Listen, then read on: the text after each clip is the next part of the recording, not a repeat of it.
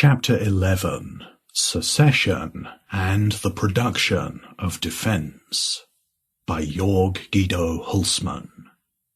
Few people object to the private production of shoes or rock concerts, but almost everybody believes that certain goods cannot be produced on a purely voluntary basis. Cultural goods, such as classical music and opera, welfare services, and in particular the definition and enforcement of law, have to be entrusted to compulsory organizations like the modern state. According to a school of laissez-faire economists, this view is unwarranted. These economists argue that purely private production is superior to compulsory schemes in all fields, even in the production of security and defense. Individuals and voluntary associations of individuals are not only capable of producing all goods and services that governments and other state organizations can produce. In every single case, they also achieve better results than these organizations. One practical implication of the works of this school is that government organizations in the field of law enforcement and defense should either be abolished or reformed in such a way that they henceforth operate on purely private terms. Such reforms may be implemented, theoretically at least, through government organizations themselves. This approach is generally discussed under the headings of privatization, denationalization, desocialization, etc. Another strategy is to abolish government control without any involvement of government organizations. This approach has only recently caught the attention of economists and other social scientists, who have generally discussed it under the heading of secession. But most of these works are rather unsystematic and do not discuss secession from the point of view of economic science. The present essay is meant to fill this gap. In particular, we will analyze the conditions for successful secession and demonstrate that the most important condition to be met is of an ideological rather than a military nature. Our study is also a contribution to defense economics, a notoriously unsystematic and underdeveloped part of economic theory, which has neglected the case of secession altogether. Secession defined. Secession is commonly understood as a one-sided disruption of bonds with a larger organized whole to which the secessionists have been tied. Thus, secession from a state would mean that a person or a group of persons withdraws from the state as a larger whole to which they have been attached. However, defining the entity from which the secessionists defect as a larger whole is not useful and defies common sense. Consider, for example, the case of a tenant, say Smith, who refuses to pay his rent.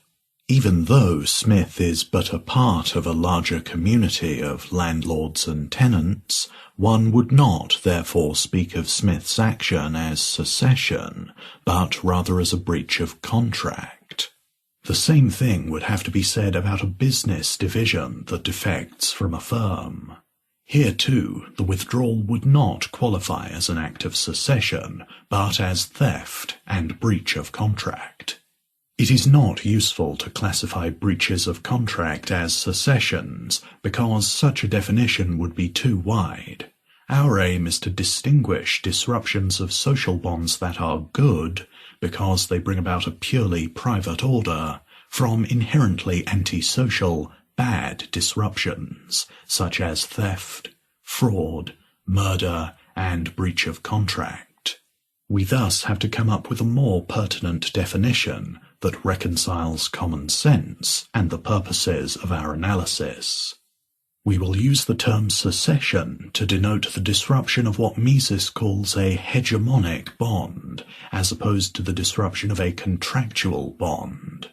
As Mises points out, quote, there are two different kinds of social cooperation: cooperation by virtue of contract and coordination, and cooperation by virtue of command and subordination, or hegemony.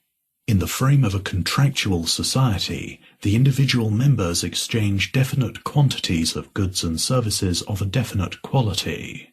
In choosing subjection to a hegemonic body, a man neither gives nor receives anything that is definite. He integrates himself into a system in which he has to render indefinite services, and will receive what the director is willing to assign to him. End quote. One can further clarify the difference between contractual and hegemonic bonds by taking a closer look at the way by which the Misesian director acquires property. There are in fact only two fundamentally distinct ways of acquiring property that already has a rightful owner. Either the property is acquired with the consent of its present owner, or it is acquired against his will, thus violating his property rights. Tertium non datur. In the words of the German sociologist Franz Oppenheimer, either one uses the economic means of appropriation, or one uses the political means of appropriation. By consenting to the transfer of his property to another person, the present owner renders this transfer definite, whereas all transfers that do not respect his will are thereby indefinite. Violations of property rights committed by normal people are everywhere held in contempt. What murderers, thieves, robbers, etc. do is seen to be incompatible with life in society. By distinct contrast, the director violates other persons' property without being considered a criminal. The other members of society, or at least a substantial majority among them, regard his violations of other people's property rights as compatible with civilized intercourse. Therefore, they actively support these activities when they are directed against other persons, and do not obstruct them when they are directed against themselves. This is the nature of the hegemonic bond between the director-ruler and its subjects. Now, secession is the one-sided disruption of a hegemonic bond by the subjects. It thus means two things. A, that the subjects no longer support the rulers violating property rights of other people, for example, they stop paying taxes or serving the ruler, and B, they start to resist him when he violates their own or other people's property rights. Secession is a special subclass of political reform. It is not the rulers who carry out the reform by modifying existing political bonds, but the ruled who unilaterally abolish these bonds. More precisely, the secessionists abolish the hegemonic aspect of existing institutions. For example, in the area of the production of defense, secession does not necessarily mean that a presently existing police force or a presently existing army is dissolved. The police or the army could continue to exist, provided it operates on the basis of purely voluntary bonds with the rest of society. There would then be no more draft, and their monetary proceeds would no longer stem from taxation, etc. Secession as a continuum. Secession is not all or nothing, but covers a whole continuum of disruptions of hegemonic bonds. It may sever only a part of all existing hegemonic bonds, and it may sever geographically unrelated islands, rather than territories with contiguous and connected borders. In some historical cases, continuous territories defected from a larger geographical whole. For example, when the US seceded from Great Britain in 1776, the Southern Confederacy from the US in 1861, or satellite states like Estonia, Lithuania, Ukraine, or Armenia from the Soviet Union in the early 1990s. By contrast, at other times and places, secession was limited to geographical islands within larger territories that continued to maintain the hegemonic bonds. Such was the case, for example, with the seceding of Swiss cities and cantons in 1291, which for centuries did not form an integrated territory, or with the Hansa cities, which in their best days were free, that is, not subject to imperial taxation. Also, throughout the High Middle Ages, various individual cities, especially in northern Italy but also in Flanders and southern Germany, defected for some time from the Holy Roman Empire. In most cases, they then either were ruled by city patriarchs or became city republics. The continuum of geographical dispersion of political regimes is best illustrated by the present-day case of Bala, a Belgian town in the Netherlands. Strikingly, this enclave is not politically homogeneous, but has Dutch enclaves within it, and these in turn have Belgian enclaves in them. Thus, some streets are Dutch and subject to Dutch laws, whereas other streets are Belgium and subject to Belgian laws, and sometimes even the houses on one street belong to different nations and are subject to different laws. They are marked by Dutch and Belgian flags. Another good illustration of the geographical possibilities for secession is the disintegration of the Frankish Empire in the mid-800s, which established the feudal order so characteristic for the Middle Ages. As a consequence, the German emperors only controlled a few remaining islands of imperial fortresses, the Pfalzen, and monasteries. Rather than being an exception, hegemonic bonds with islands of territory surrounded by independent territories were in fact the normal case for centuries of Western civilization. By heritage, marriage, purchase, and also by secession, medieval aristocrats would come to own territories that were sometimes dispersed all over Europe. Similarly, dozens of free or imperial cities were only subject to the emperor, who was weak almost throughout the entire history of the empire, and often was surrounded by territories belonging to local aristocrats. This state of affairs was particularly characteristic for Germany until the 30 Years' War reversed the tendency. Colonial possessions of European powers in other parts of the world are another example of geographically disconnected territories under common hegemonic bonds. And the process by which, after World War II, most of these territories gained their independence was, of course, nothing else but secession. Finally, as we have mentioned above, secession does not necessarily mean that all hegemonic ties between the ruler and its reluctant subjects are severed. Here too we face a continuum. Secession might simply mean that the subjects demand lower taxes or refuse to serve in the army of the ruler. It can mean that they do not respect special monopoly privileges granted to certain individuals or groups.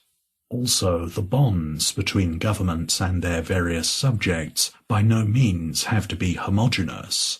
This is amply illustrated by historical evidence. For example, the Jews in Central and Eastern Europe for centuries not only suffered but also profited from their particular status, which often granted them some form of moderate territorial sovereignty. The famous ghettos, far from being institutions of pure oppression, as they are often represented today, were also islands of freedom from some oppressive laws that bound most other citizens.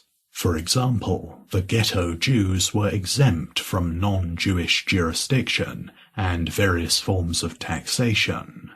Another example is the case of soldiers and foreign diplomats, who are commonly subjected to different sets of rules than the rest of the population, although in the case of soldiers, these ties are both more severe in some respects and more lax in others. Most of these special regimes have not been created by secession. For our purposes, however, it is sufficient to note that such regimes, as a matter of fact, can exist next to one another, for this proves such a state of affairs can be a realizable goal of secession. The only limits of the geographical dispersion of political regimes are given by the boundaries of private property.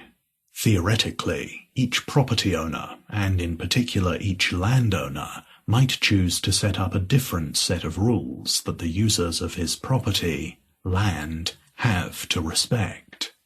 Let us notice in this context that even if I rejected a government only in thought and obeyed it merely out of prudence, this would already be originary secession, since my brains are undoubtedly part of my property. The government would then no longer control my thoughts, and its control of my behavior would also be diminished. Even if the ultimate goal of a secessionist movement is the liberation of an integrated territory, the establishment of isolated secessionist strongholds is a first step. Such territorial islands are usually dependent on the exchange of goods and services with other territories. The secessionists are therefore compelled to abolish trade barriers and adopt free market policies. In so doing, they provide a living example for the beneficial operation of purely voluntary forms of social organization. Since this is the best conceivable advertisement for the idea they stand for, secessionist islands are likely to attract ever more territories to adopt their model, and thus close the gaps on the political map. Benefits of secession.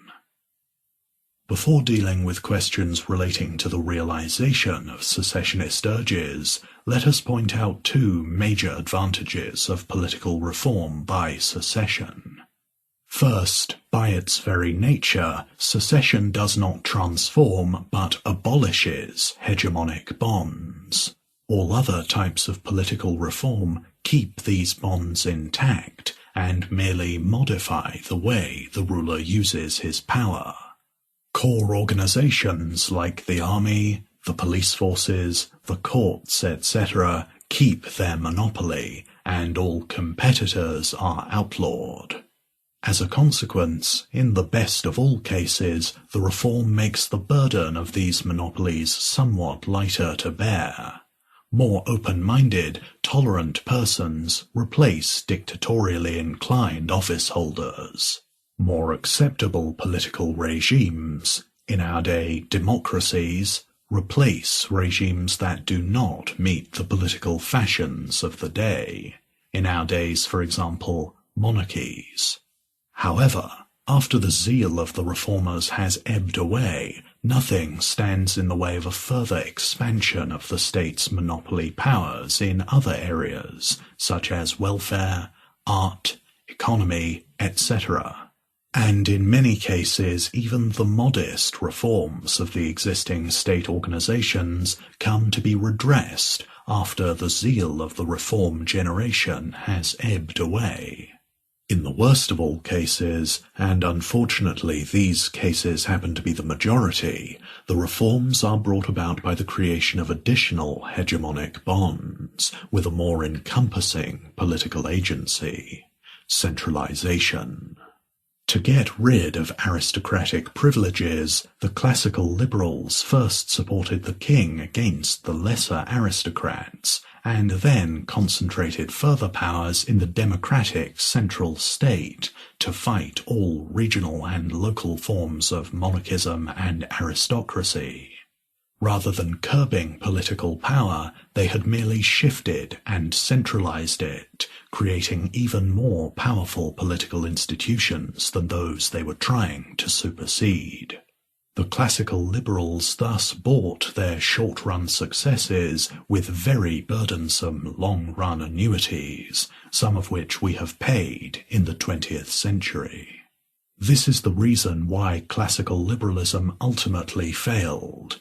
It is important to realize that the quick successes of the classical liberals are not unrelated to the totalitarian schemes that plagued the past century. The fundamental fact is that the liberal reforms were not spontaneously adopted by the various local constituencies, but were imposed on them.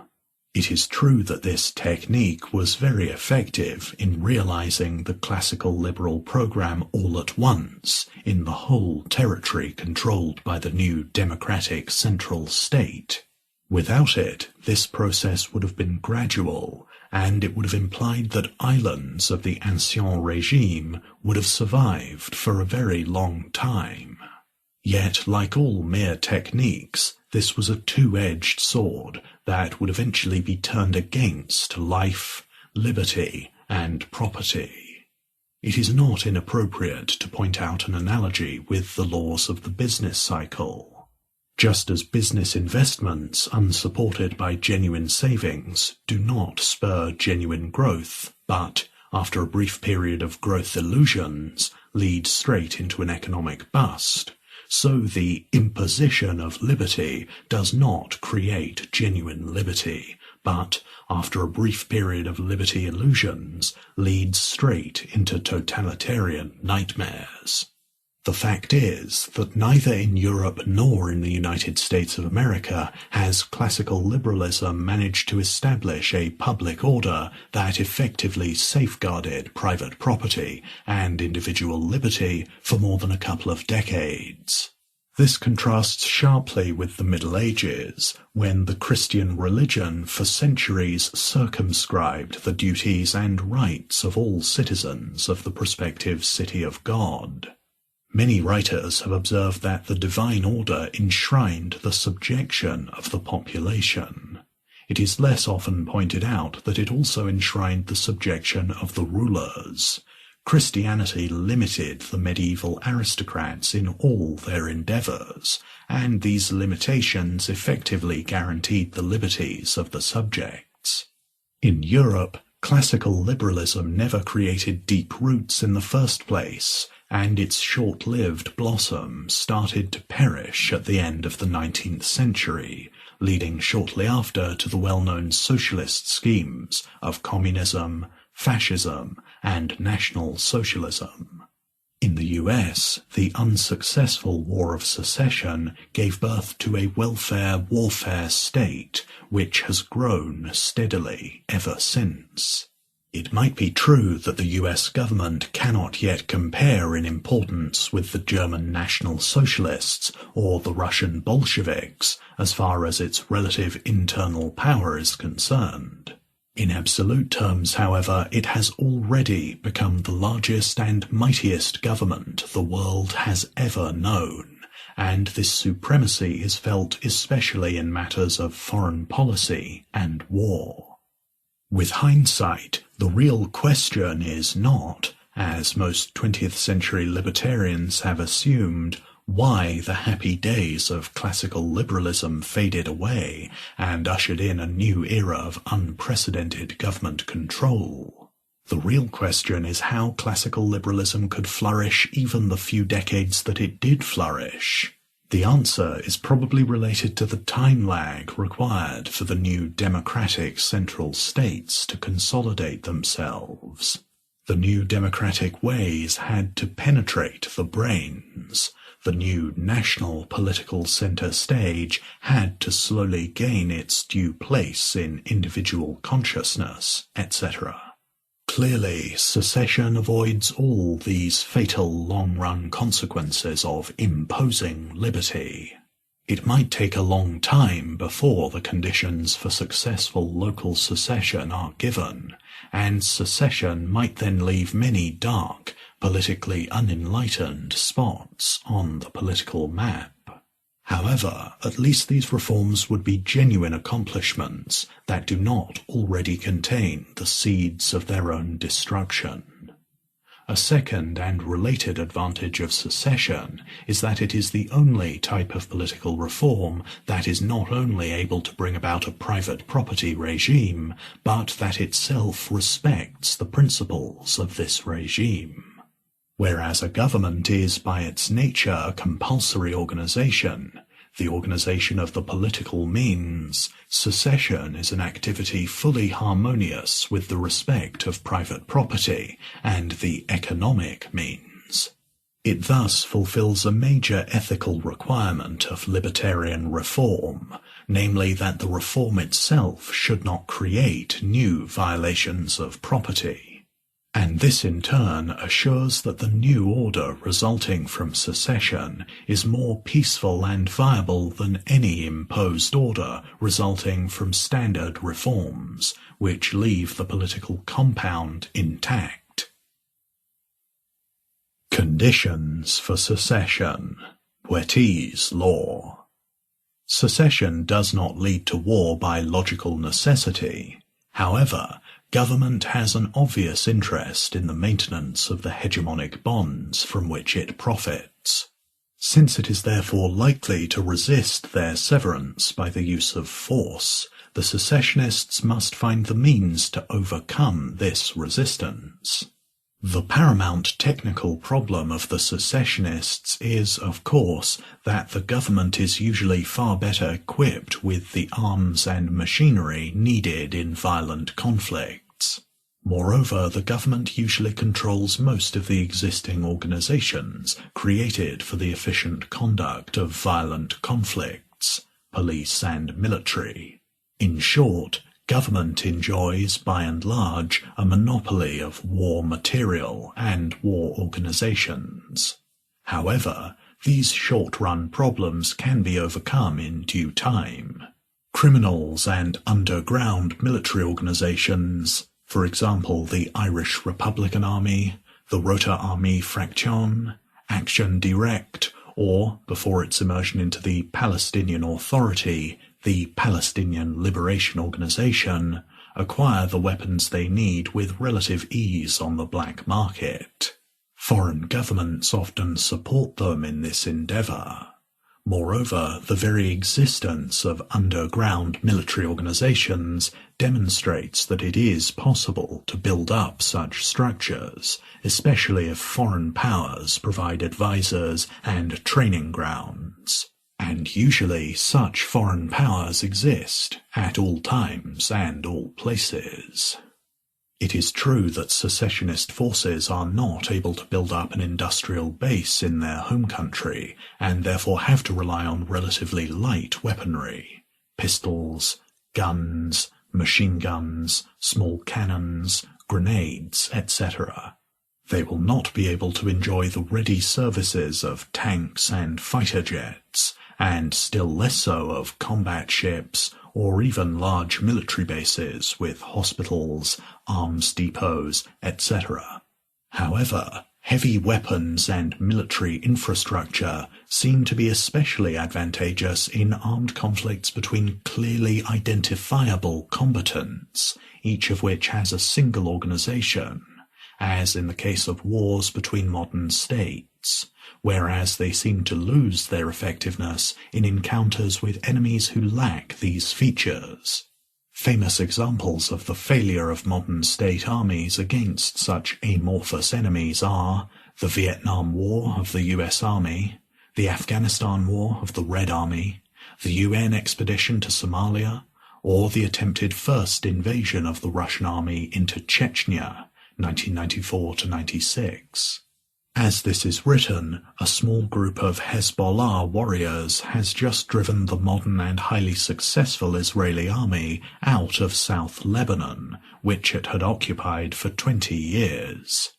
These cases illustrate that secessionist insurrections are not necessarily doomed to failure for reasons of equipment and organization.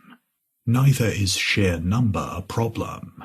It is true that the secessionists are a minority of the overall population, and they might be a very small minority indeed. But this is the fate of all politically active groups, even of governments themselves. It is a fact that all members of government taken together are, at all times and all places, a minority too. Government could not possibly rule if it had to supervise each citizen at every second of every hour. It can only rule because the citizens, by and large, comply with its commands, so that it can concentrate its energies on combating those few recalcitrant individuals or groups who do not so comply. This is one of the great political laws. Hegemonic bonds exist because a majority voluntarily complies with them. We might call it Boethi's law, after the 16th century French philosopher Étienne de la Boétie, who expressed the matter succinctly. Quote, "It is the inhabitants themselves who permit, or rather bring about, their own subjection, since by ceasing to submit they would put an end to their servitude." End quote. In short, it is not the ruler who turns the citizens into subjects. Rather, the people choose to subject themselves to the ruler. The government seems active and the citizens appear to be passive subjects, yet, as a matter of fact, the subjects alone are the ultimate social agency, by virtue of their free decision-making power. And since by virtue of their free will they can bring hegemonic bonds into existence, they can also abolish them by the token of the same liberty. Why do the citizens choose subjection? Because, in their opinion, this is the right, or at any rate the best, thing to do under the present circumstances. Ideas or opinions that justify the existence of hegemonic bonds are therefore the ultimate foundation of political power. This is why foreign rulers, who had no ideological legitimacy in the eyes of the population, often chose to rule through local vassals who, due to tradition, had such legitimacy. For example, the Romans ruled the Jews through Jewish kings, and the British Empire ruled the huge territory and population of India through local rulers. It is also the reason why modern states have taken particular care to bring organized education, schools, universities, under their control. In short, government rules by virtue of ideologies that justify hegemonic bonds, rather than by sheer force. Thus we see that the single most important factor for the success of secessions is not of a technical nature. Like all transformations of society, secessions are prepared by and depend on previous transformations in the spiritual realm. The real foundation of hegemonic bonds is the ideology that, in the eyes of the citizens, justifies the actions of their government. Therefore, successful secession presupposes a previous transformation of these political beliefs.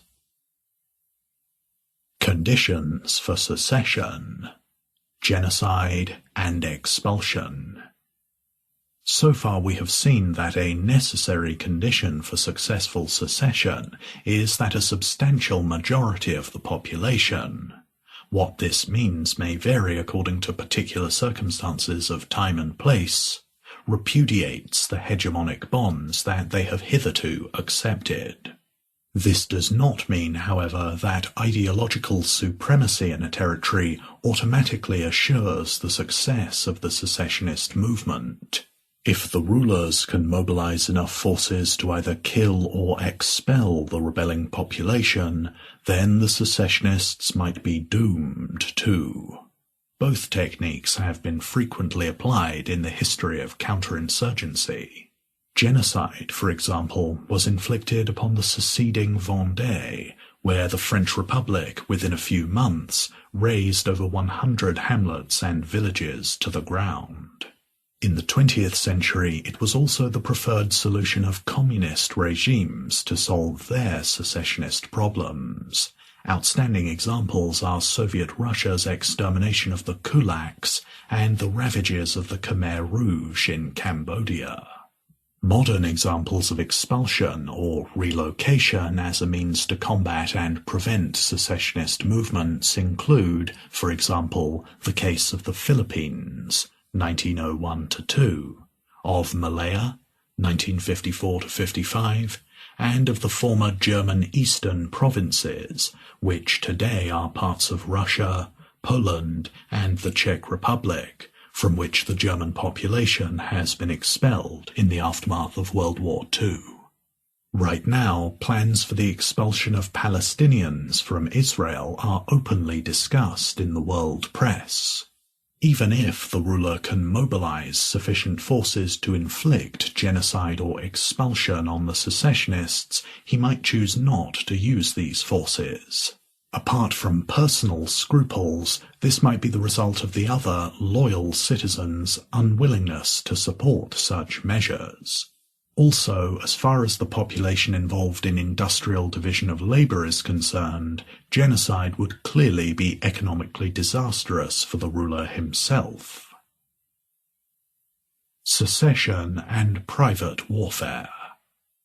Let us now assume that the above-mentioned conditions for secession are given.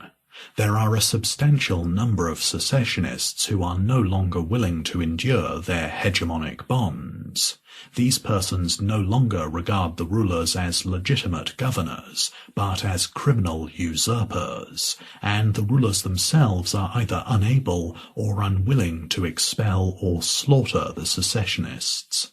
Now, the armed forces of these rulers are still in place and enforce the population's financial support in the form of taxation. How can this enforcement of the old hegemonic bonds be prevented? Clearly, there is no other solution to this problem but the one applied to prevent all other forms of violations of property. The criminals must be punished for their past deeds, and, through the prospect of punishment, deterred from further aggression. In short, the secessionists have to use force to combat the armed forces. Initially, they cannot rely on any organization to wage this war, since all armed forces, police and military, are monopoly organizations that are owned by the ruling government. However, as we have already pointed out, and as we will discuss in some more detail below, this is only a temporary problem. The main problem is a different one. It relates to the nature of the new defense organizations with which the hegemonic forces shall be expelled. Indeed, one has to make sure that all individuals and organized war measures on the side of the secessionists are in strict consonance with the very private order that they seek to bring about. They have to respect the private property rights of all persons involved, be they friends or foes. This is so not only out of ethical concern, but also out of very practical considerations. For, if the military organizations that are bound to emerge in the course of the war, some of which will become defense institutions after the war has ended, rely in their operations on violations of property rights, then the seeds of the next hegemony are already sown. At best, then, a new government will replace the old one, and the hegemony remains. In short, it is imperative that the secessionists' war be a purely private war. From the outset, violations of property rights must not be tolerated, so that the various militias and other organizations do not become tainted with the cardinal sin of establishing hegemonic bonds. This is the only way to ensure that, after the war, they will all be healthy elements of the new private order. Additionally, it will have the effect of winning ever more support for the secession among neutral persons, and even among its former enemies. Private warfare does not mean that only isolated individuals engage in combat. In fact, it is unlikely that isolated action will play any major role in the secessionists' war, since the cooperative production of defense, like all cooperations, is more physically efficient than isolated production. However, private warfare clearly includes isolated activities of self-defense. One might wonder whether individual undertakings have even the slightest chance of success against the established forces of the police and army. Yet they do. It is true that they cannot overthrow the police and army all on their own, but they can annoy them, put unexpected obstacles in their way, terrorize them in various manners, and thus disturb them in their tranquility. Given the context we are assuming, namely that a great number of citizens are in a secessionist mood, it is very unlikely that the police would catch an isolated warrior, because he can rely on a vast network of people willing to provide shelter and other support to persons like himself. This is an important incentive that will stimulate ever more people to become part-time pains in the neck of the police and army.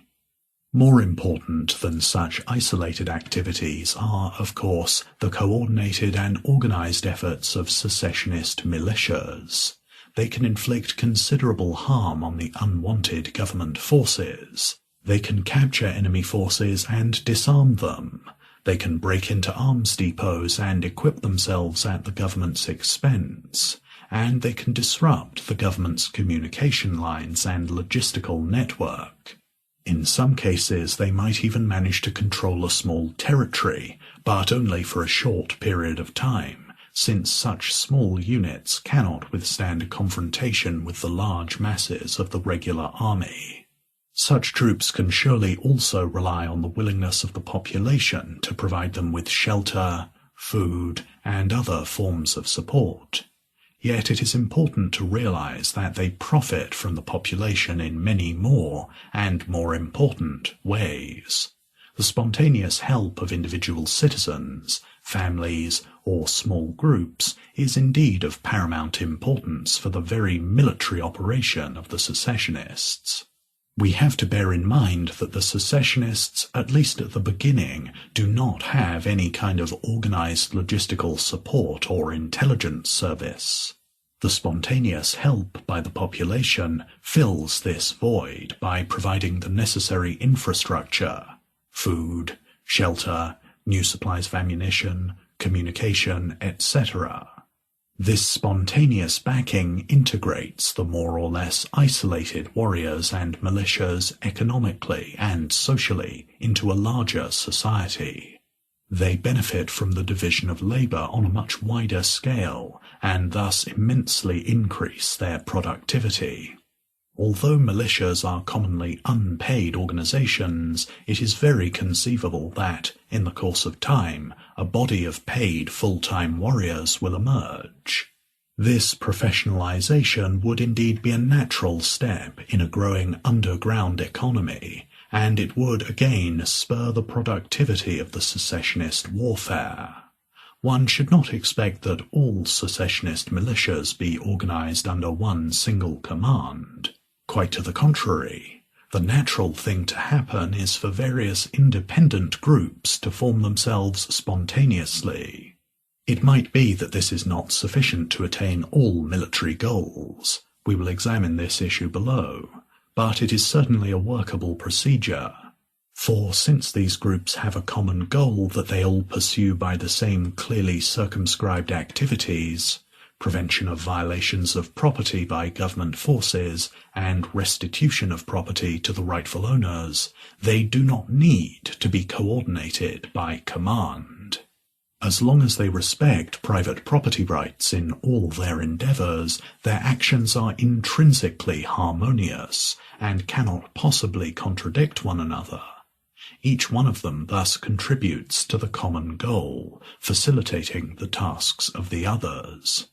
Hence we see that, even short of the formation of a secessionist army under unified command, the secessionists can create much trouble for the government troops, without running any major danger for their lives.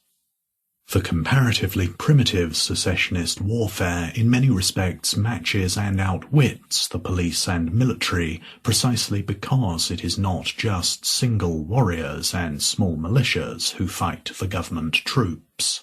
Rather, it is the whole secessionist movement that engages in the division of labour that sustains their efforts.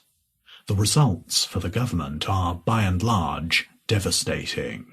Most importantly, the costs of controlling the secessionist territories rise astronomically, since small numbers of secessionists typically tie up large occupying forces. For example, After Napoleon had invaded Spain and beaten the regular army, he encountered the fierce resistance of spontaneously organized warriors. Fewer than 50,000 of these famous guerrillas engaged up to 250,000 soldiers, or half of his army, which eventually withdrew from Spain. Similarly, Russian partisans engaged up to 20 German divisions in World War II and were thus instrumental in the defeat of the German forces. More recently, in 1960, 20,000 Algerian warriors engaged 400,000 well-trained French soldiers and forced them to withdraw. In our days, 500 Hezbollah warriors are reported to have engaged 20,000 world-class soldiers of the Israeli army, which just withdrew from South Lebanon. Thus it is patent that, even short of military success, secessionists can easily create a situation in which it is simply no longer economically worthwhile to attempt to rule them. Guerrilla warfare. The above considerations about the effects of relatively primitive forms of private warfare are by no means a mere intellectual pastime, speculations that could not possibly be applied in the real world. Quite to the contrary, warfare of this sort on a largely private basis has been practiced countless times in the history of mankind. It is as old as the hills and predates regular warfare. To be sure, it is not generally known as primitive private warfare, but as partisan warfare, small war, guerrilla warfare, or low-intensity conflict. Most famous is, of course, the expression guerrilla warfare, from the Guerra de Guerrillas fought by Spanish partisans against Napoleon, which in the second half of the 20th century has been popularized by communist warrior theoreticians. Yet it was practiced at virtually all times and all places, long before the politically fashionable recent guerrilla wars in China, Yugoslavia, Cuba, and Algeria took place. In antiquity, for example, Sparta successfully seceded from the Athenian League, a federation turned nation-state, in the Peloponnesian Guerrilla War, and Judas Maccabeus fought a guerrilla war against the Syrians. In the Middle Ages, the Welsh guerrilla resisted for 200 years the Norman invasion, which had previously swallowed England after one decisive battle against King Harold. After centuries-long struggles, guerrilla war was eventually lost in Ireland. It was also waged for decades in Holland in the 16th century, and eventually won. More recently, non-communist guerrilla warfare was practiced during and after the American Secession, by Arab rebels under the Englishman T.E. Lawrence against the Turks, and by German SS troops at the end of World War II and after. Of all historic forms of military organization, this one best harmonizes with the principles of a civilized society. Decision-making is decentralized on the level of various militias, which communicate with one another but operate independently. The bonds between them and the population are typically contractual bonds, mises, or more precisely, voluntary bonds that link combatants and inhabitants of the seceding territory through a spontaneous network with a common organizational principle, respect and defense of private property. In distinct contrast to successful conventional warfare, successful guerrilla warfare is thus particularly well suited to prepare the advent of a purely voluntary society. The hegemonic bonds on which regular troops rely, in particular taxation, inflation, and conscription, are commonly perpetuated after the end of hostilities. By contrast, the very weakness of guerrilla militias taken individually prevents them from abusing their position.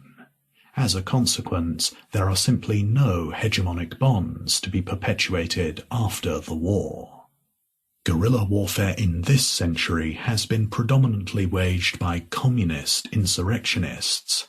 However, this does not contradict our contention that guerrilla war is essentially a form of private war. It was only after their victories that the communists in China, Yugoslavia, Algeria, Cuba, Vietnam and elsewhere erected compulsory regimes. They claimed that these regimes were a natural outgrowth of their guerrilla organizations, and that guerrilla warfare was essentially communist warfare. Yet reality was different. Mao Zedong and Fidel Castro paid for their supplies in cash. Their recruits were not conscripted, but joined them voluntarily, and they were able to rally the population behind them, not so much for their social agendas, but for the fact that, at least initially, they fought foreign enemies, China, Yugoslavia, Algeria, or rulers that were commonly perceived as puppets of foreign governments, Cuba.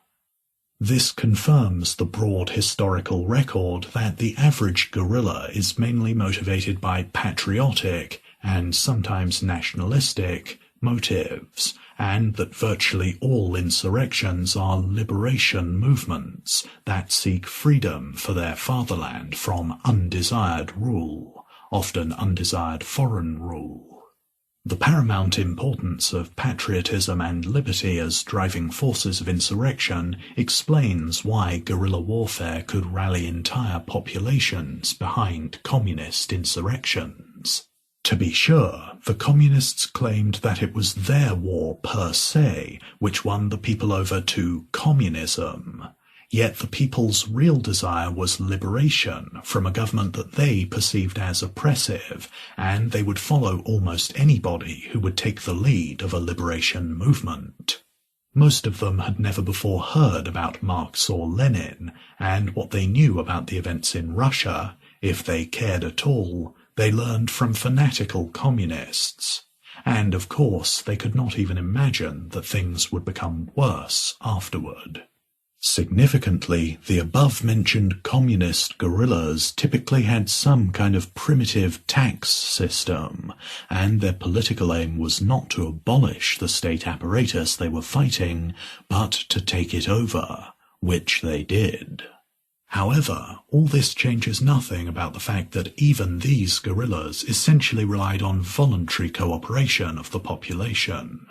A famous practitioner of guerrilla warfare emphasizes the crucial importance of backing by the population for the success of insurrectionist movements. Quote, "The guerrilla fighter needs full help from the people of the area. This is an indispensable condition. This is clearly seen by considering the case of bandit gangs that operate in a region. They have all the characteristics of a guerrilla army: homogeneity, respect for the leader, valor, knowledge of the ground, and often even a good understanding of the tactics to be employed. The only thing missing is support of the people, and inevitably these gangs are captured and exterminated by the public force." End quote. Another astute observer, writing under the immediate impact of the communist guerrilla successes, forcefully underscores this statement. Quote, "When we speak of the guerrilla fighter, we are speaking of the political partisan, an armed civilian whose principal weapon is not his rifle or his machete, but his relationship to the community, the nation, in which and for which he fights. The population is key to the entire struggle. Indeed, it is the population which is doing the struggling. The guerrilla, who is of the people in a way which the government soldier cannot be, for if the regime were not alienated from the people, whence the revolution, fights with the support of the non-combatant civilian populace. It is his camouflage, his quartermaster, his recruiting office, his communications network, and his efficient, all-seeing intelligence service." End quote. Many failures of secessionist movements highlight this crucial fact. Wherever the insurrectionists could not obtain the support of the larger population, they were never able to remain independent for any considerable time.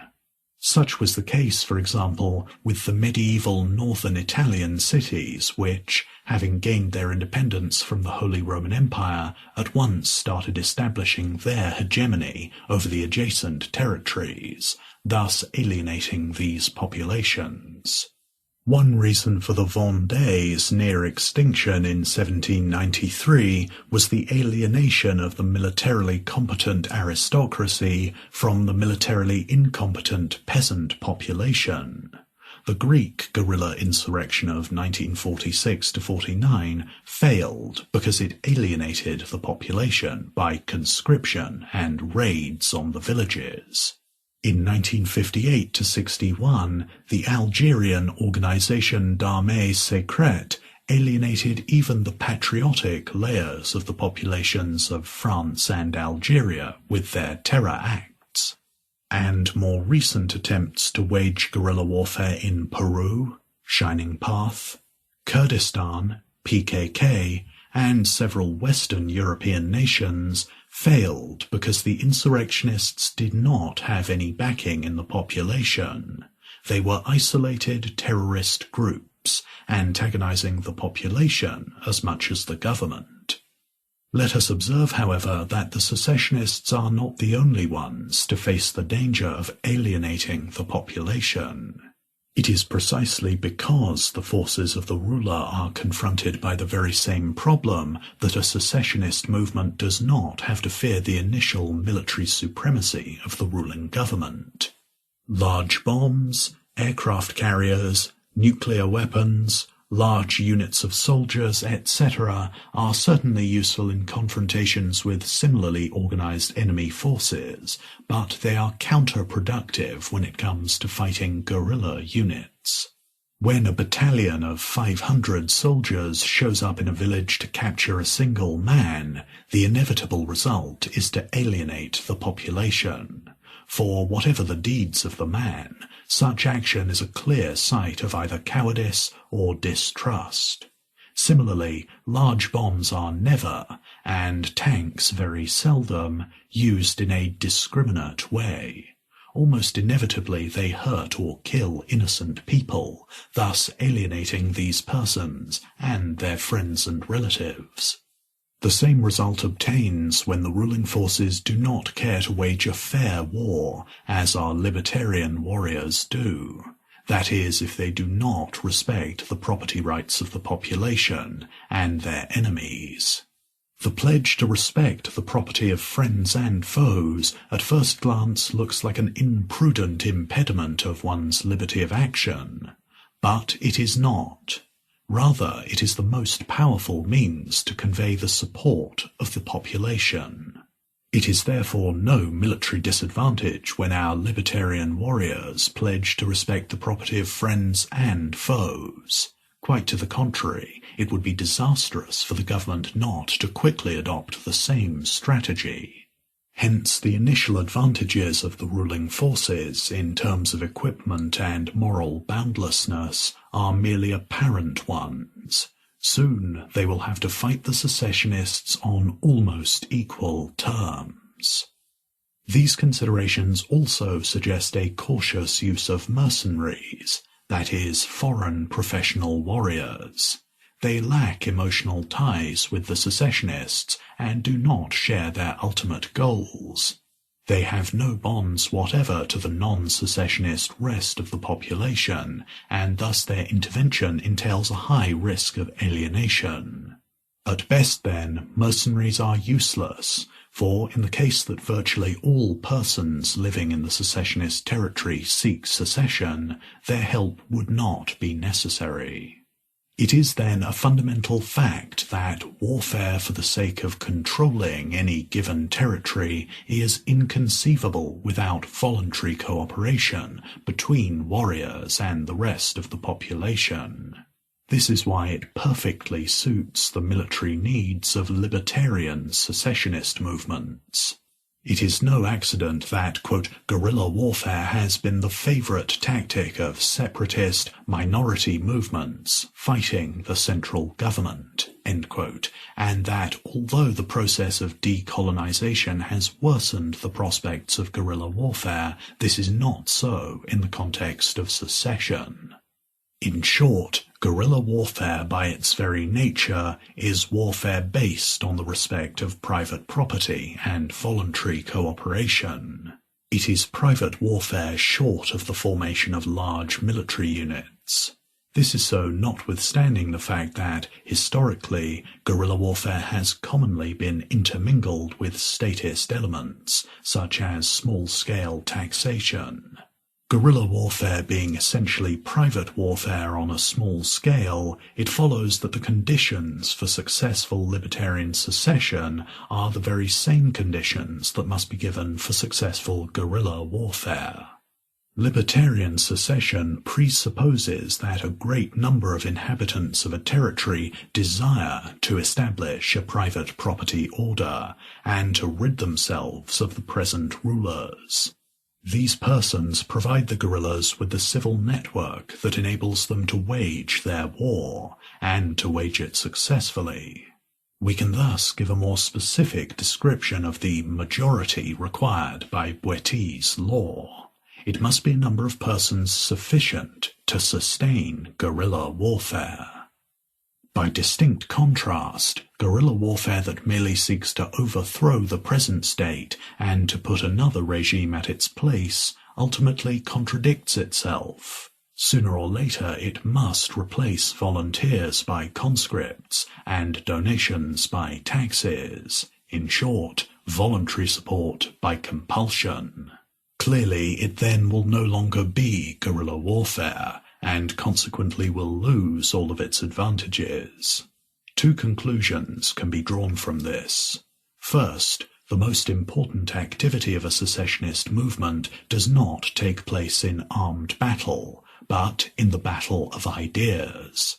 The secessionists have to persuade their fellows of the legitimacy and importance of their cause, thus making the idea of a private property order generally accepted.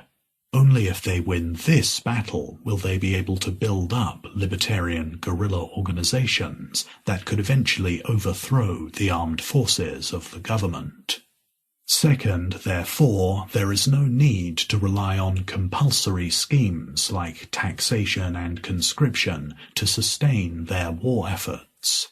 Either the secessionists have the necessary support of the population, then all compulsion would be superfluous and possibly counterproductive, or they do not have it, and then guerrilla warfare is no viable option for them at all, and even compulsory measures could not help them. Economic efficiency of private warfare. We now have to deal with the question of how economically efficient, spontaneously formed private war organizations and even clandestine guerrilla professionals are as compared to government troops, and whether they can be any match for the latter in purely military terms. Voluntary military organizations do respect private property rights in all aspects of their activities. Their soldiers are either volunteers or hired, and their funds stem either from donations or from defense contracts with private individuals or organizations. By contrast, compulsory military organizations do, at least in some respect, rely on violations of private property rights. In particular, they might rely on conscription and/or compulsory finance through taxation. Let us first consider the issue of ultimate control. Who makes the ultimate military decisions in private and in statist warfare? In private warfare, ultimate control rests with each private property owner who is somehow involved in the production of defense. Since each soldier, donor, and customer controls his property, he can keep it invested in, or withdraw it from, the production process at any time. Most individuals do not have big stakes in the production of defense, or in any other process. Yet the fact is that they do have some control over the process, and that this control is clearly circumscribed by their property. If they withdraw their patronage, if they refuse to work for the army or to finance it, they do curtail its production process in favour of non-military ventures. They may have various motives for withdrawing their support. A person might stop working as a soldier to earn a better living in a steel mill, or a capitalist might withdraw his credit to invest in a more profitable shoe plant. But a soldier might also give notice, and a capitalist or donor might withdraw his funds because he does not trust the management of this military unit, or he might see no more task for the unit, for example because there are presently no known enemies, and thus look for other productive challenges. The military might even disgust them now, etc. Yet whatever their motives are, in a private order, individuals can make their value judgments felt. Deciding how to use their time and property, they do have an impact on the whole structure of production. In a private order, the consumption and investment decisions of all citizens rigidly connect and steadily equilibrate the production of defence with all other productions. And since investment decisions ultimately seek to satisfy consumption needs, it is the citizens as consumers who determine which defence services are produced, by which technique, and by which type of organisation. If consumers feel a more urgent need for military services, for example because they apprehend the attack of a foreign enemy, they will increase spending on military goods and services. Some will buy guns and cannons for themselves, others will also join local or national militias, and still others will simply subscribe to the services of professional defence agencies. For example, the standard contract of an airborne unit could provide that the unit combat enemy forces within a radius of X miles from the property of the patron. As a consequence, the production of these defence goods and services becomes more profitable, and will thus attract human and material resources that otherwise would have been invested in the production of apples, roofs, etc. On the other hand, consumers reducing their demand of military services because they sense no immediate threat will reduce their spending on such services, and thus make their production less profitable. The defence market will be adjusted accordingly. Its overall size will shrink in favour of other markets, and its structure will adjust too. Different forms of organisations will offer different types of goods and services that fit the reduced willingness of the consumers to spend on defence. For example, it is possible that the goods and services used by defence professionals, not only fighter jets, heavy armament, uniforms, but also staff positions of military planners and military theorists, etc., will be more affected by a shrinking market than those used by amateur militias, small guns, small field cannons, mobile radar equipment, etc. In short, in a free society, the production of defence is always as perfectly adjusted to the needs of the citizens as is humanly possible. With consumers directing and balancing all productions through their spending decisions, the producers of defensive services are in permanent competition with one another, and with the producers of all other types of goods and services. This forces them to use their resources as diligently and efficiently as possible.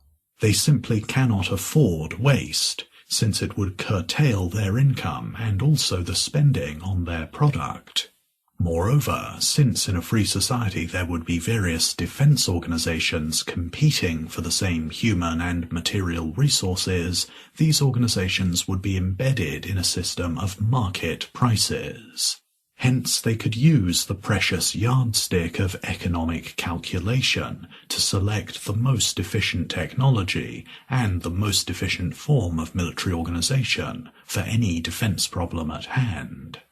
By contrast, in statist warfare, ultimate military decisions are typically taken by the owners of the production facilities, that is, those who control the tanks, air fighters, ships, guns, bases, etc. This does not mean that statist military leaders are always to be found in the ranks of generals. In most Western countries, for example, this is surely not the case, at least in peacetime. In these countries, the militarily relevant decisions are taken by high-ranking civil executives, such as the defense minister, the president of the republic, the prime minister, or the chancellor. Yet in any case, statist production of defense means those who run the state can impose their value judgments to the detriment of all other members of society. The state conscripts soldiers and confiscates property to finance its war. Whether the soldier wishes to work in the army is no longer a concern. He must serve. Whether the capitalist wishes to invest does not count. His money is confiscated. From an economic point of view, the overall result of this is a misallocation of resources. The state produces cannons and warships that take away the resources for the production of shoes, yogurt, books, and cello lessons, goods and services that the citizens would prefer to enjoy if they could use their property as they pleased. This misallocation is bound to intensify in the course of time. Since statist producers of defense can increase their income by increasing military expenditures, the military now has a built-in tendency to expand its activities without regard for any other considerations. More human and material resources are invested in military undertakings than would be the case in a free society. The state-sponsored military organization will become artificially large, engaging in horizontal and vertical mergers. This means that the extent of defense markets and of the price system will shrink, so that economic calculation becomes increasingly impossible. As a consequence, it becomes ever more difficult to rationally select appropriate defense technologies and forms of organization. Even within the military industry itself, the natural balance between the various goods and services is disrupted. The possibility to ignore the needs of the consumers gives the producers the opportunity to produce goods that only they consider important. Since they are typically the chief executives of professional military organizations, they tend to favor the production of heavy armaments and highly specialized manpower for military staff and academies over all other types of military products. They discourage competing non-professional defense organizations and often even seek to prohibit or reduce private gun ownership, etc. Freed from the need to serve consumers as efficiently as possible, the producers of defense services now have a bigger margin for wasteful behavior. The institution of conscription has particularly negative effects, since it encourages military leaders to expose their troops to unnecessary danger. Not surprisingly, compulsory schemes for the production of defense are the same economic debacle that they are in all other fields. Let us therefore turn now to the question of whether, at least in purely military terms, regular government troops are superior to spontaneously formed private war organizations. For if this were the case, the prospects for secessionist movements would be dismal, despite all other advantages. Military effectiveness of private warfare. In our examination of the comparative military effectiveness of voluntary versus compulsory organizations, we can safely neglect all problems of military technique. That is, everything that relates to tactics, strategy, military aspects of organization, etc. We are here exclusively concerned about the impact of any military unit's political organization on its military performance. Let us first consider which type of persons will occupy executive positions in the two political regimes. Again, we can neglect common points and focus on the differences stemming from their different political nature. A typical common point is, for example, that in both regimes the military will attract a disproportionately large number of patriotic persons. By contrast, as we shall see, the crucial difference is that compulsory military agencies, like all compulsory organizations, are subject to the pernicious influence of bureaucratization. In purely voluntary regimes, military leaders are selected exclusively for their military expertise and efficiency. The case is clearest in militias, which commonly elect their leaders. Peacetime militias might, like many other clubs, elect particularly sociable leaders. Yet in times of war there will surely be a dramatic change, since the election now becomes a matter of life and death. Each single militia member then has an interest to make sure that the most able person is in the lead. It is even certain that members would quit a militia if they sensed that the leadership was incapable. Things are basically the same in professional defense agencies operating on a voluntary basis. The owner of these enterprises has a personal interest in hiring only the most able persons for executive positions.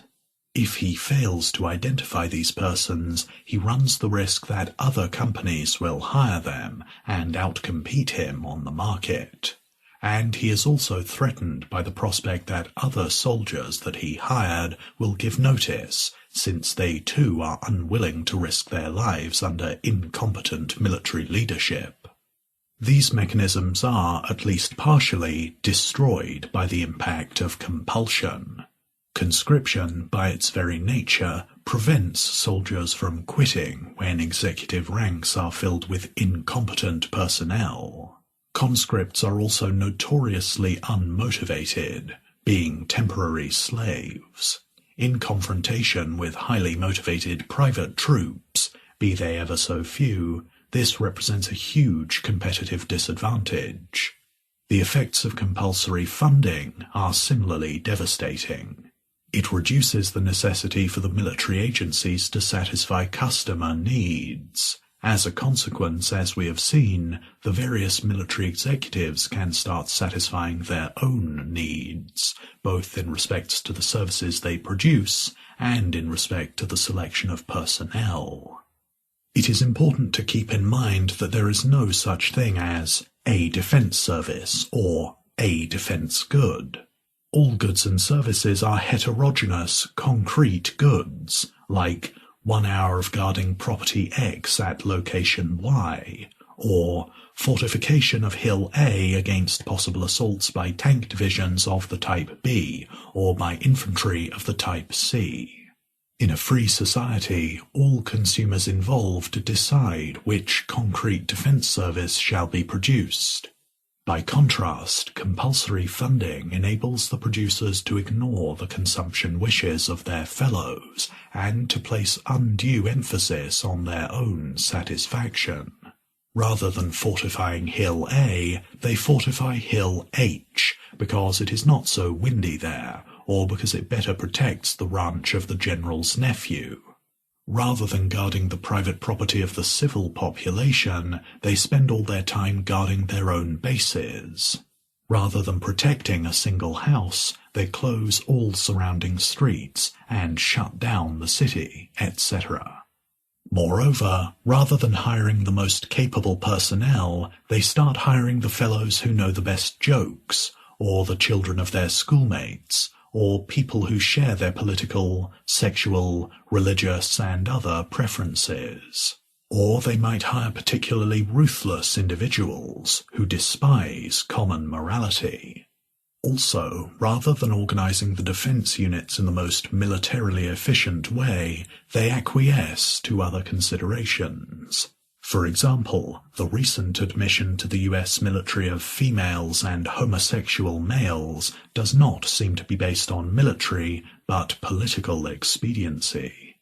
The only way to prevent such excesses is to issue specific directives to all executives on how to use their resources, and to check compliance with these directives by written reports, inspection teams, etc.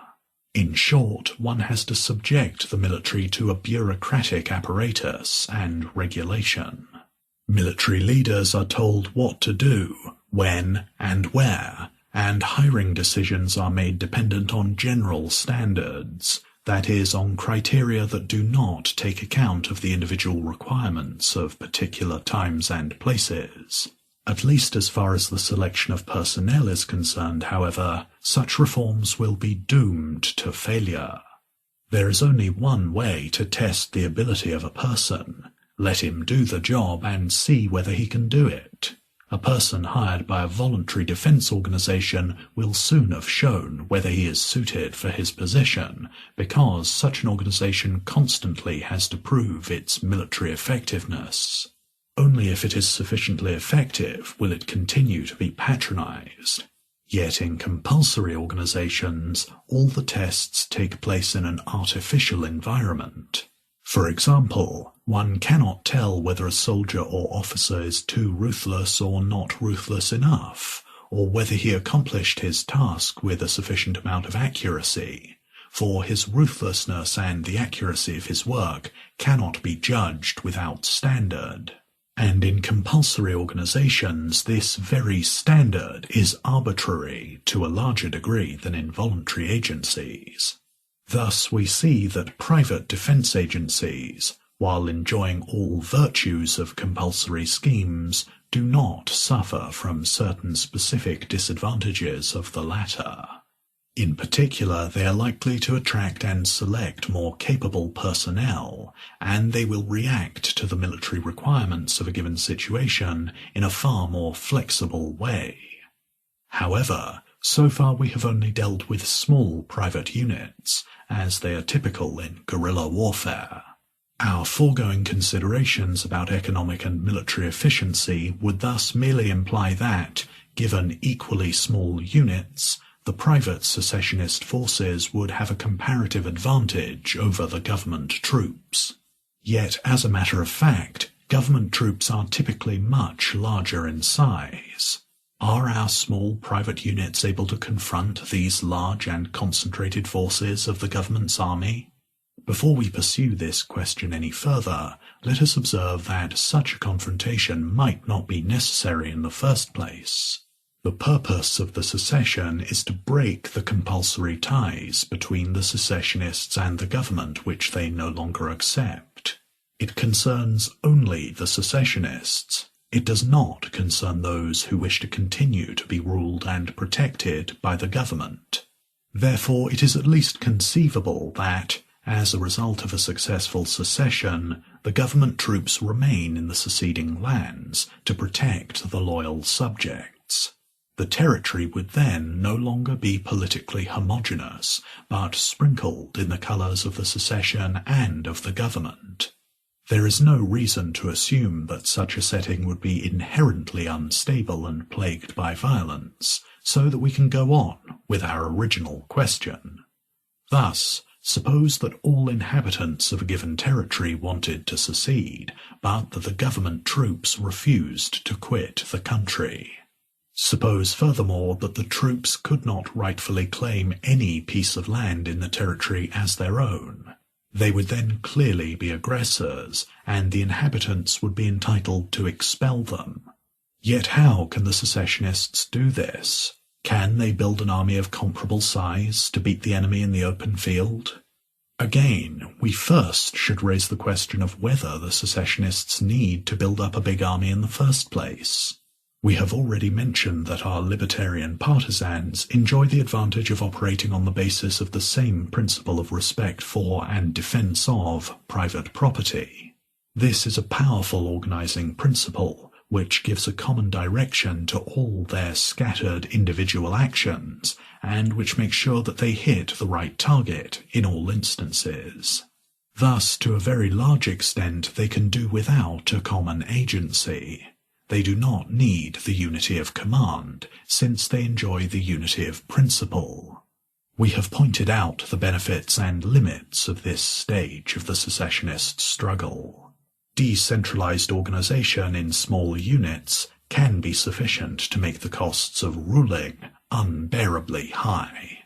Yet in most cases it will not be sufficient to rid the country of the government troops, and thus of the taxmen. The government troops must be beaten if they do not go on their own. Can they be beaten? This depends essentially on whether the government can concentrate enough forces in the seceding territories to beat any secessionist army. If it can, the formation of larger units will be futile, and the secessionists are best advised to continue their guerrilla struggle until better opportunities arise. If the government cannot mobilize enough forces, then the formation of larger secessionist units is advisable. This can be effectuated under the 3 forms of concentration known from civil business: 1. Growth, 2. Merger, and 3. Joint venture. The possibility to form big private armies through growth and merger is amply illustrated by history. In fact, all armies are in a way private, since they are controlled by one agency. And during most of history, armies were owned by individual human beings, the warlords who personally led their forces on the battlefield. Famous owner-warlords of the past include Alexander the Great, Caesar, Attila, Otto the Great, Wallenstein, and Frederick the Great. Yet, even short of merger and growth, history has demonstrated again and again that, in times of dire crisis, private defense organizations have formed joint ventures to meet great threats. At crucial junctures in the history of Western civilization, such independent troops have spontaneously joined forces to confront overwhelming enemies. Examples are the battles against the Huns in 451 AD, against the Saracens in 732 AD, against the Magyars in 955 AD, against the Turks in 1683, against Napoleon in 1813, and against Hitler in 1941–45. Even secessionist movements have successfully practiced military joint ventures, for example in the case of the Netherlands and Switzerland. To sum up, private defense organizations are, ceteris paribus, more effective than compulsory organizations. Successful secessionist warfare does not necessarily require the expulsion of the government troops, but it might lead to different, equally satisfying settings. Expulsion of the enemy requires a concentration of troops of similar size, which in turn can be accomplished in ways common to other forms of business. Conclusion. We have seen that secession is the only type of political reform that does not, by its very nature, contradict the goal of establishing a purely private order. We have furthermore emphasized the harmony between libertarian secession, which essentially is resistance by denying support to any type of ruler, and private warfare, which is property-respecting resistance by using force against the rulers. Successful libertarian secession presupposes that a substantial majority of the population has adopted the secessionist agenda. The very same condition must be given for individuals and spontaneously emerging troops to wage a successful war on a purely voluntary basis. If they are given, the libertarian secessionists can take up any enemy, enjoying superior efficiency and military effectiveness. On the one hand, we thus have to re-emphasize the traditional libertarian stress on education as a means to prepare the advent of a free society. On the other hand, one should not expect the establishment of a free society to be a singular event, covering at once the entire territory formerly controlled by the rulers. Rather, secession is most likely to be a gradual and spontaneous process that involves various sub-territories and even various strata of the population at different points of time. These results might not satisfy the aesthetic predilections of those who abhor political maps sprinkled in different colours, but it will help those who strive for liberty long before their fellows are ripe for it, because it sets their minds free to care about what is attainable here and now. This concludes this audiobook reading of The Myth of National Defense, Essays on the Theory and History of Security Production, edited by Hans-Hermann Hoppe. For a world of free market literature, visit Mises.org. That's MISES.org. Thank you.